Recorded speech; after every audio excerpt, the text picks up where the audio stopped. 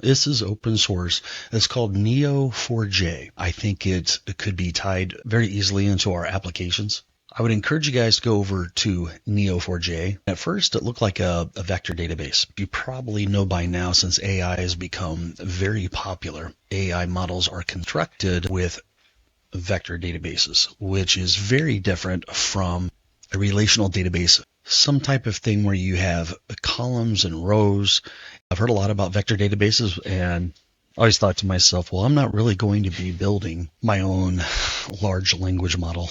So it's just a vector of connected numbers. Why would that be interesting or useful for me? I'm managing and keeping track of business data, and those go in database tables. I'm going to show you this tool being on this screen and it taking me through creating a knowledge graph. So it's a little bit like vector databases, at least in my mind. With relational database systems, you do have records, and those records are stored, of course, in tables that have been defined. Everything within a knowledge graph is represented by these nodes, and these nodes have relationships. I'll show you one of the websites that I sort of use as a knowledge graph for the Power Platform. Now, we are on the home screen. As you see, there is a home node right here. I created this with a note-taking app called Obsidian MD. MD is for Markdown. Every single, in this case, page, or every single note that you have is a node. So if I go into this, I expand it, and usually you can move around a graph with the space bar. And these are all the related pages. As you can see here, I do have a sitemap page. I got Power Platform, Power BI, Automate. So all this stuff probably makes sense to you guys, right? Okay, so if you haven't seen this, check it out. That wasn't the point of the video, but I thought it was quite relevant. A knowledge graph like this is how our brain works. So I went in here, so I typed in Darren. I went down here, Neese. I go down here, and of course, Superpower Labs. That's right, Darren works at Superpower Labs.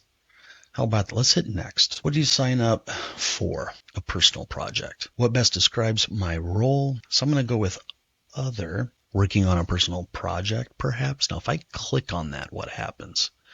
Okay, I think eventually we're going to go to maybe a bigger editor where I have more control. But right now, it's asking me questions, and my role is other.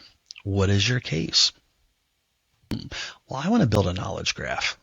How is this better than a relational database system? If you wanted to know how many Chinese restaurants there are in New York City, perhaps you might have some data on the demographics and perhaps census data or any other database that you could cross-reference and come up with an estimate. Now think about this. What if we were to go to Google Maps? And so chances are if the restaurant's been around for at least a little while, it's going to have reviews about it, right? So based on that, on reviews that are on a website about a city, and you extrapolate that data, you could probably come up with a very close estimate that matches reality. I haven't read and have looked into this enough to know about how it handles fraud detection, but I know it's a very good use case for that. So get started with a free instance. Maybe that's another word for database in this case. So no credit card required. This is an open source project. So I'm going to be hosting that on my servers, and I do plan on hosting apps and services for those who are in my insiders group and my accelerator program. And I might make some services available just in general. It's just free. You can sign up for. I do have several videos on my channel about NoCoDB. So if you do a search, all one word, NoCoDB,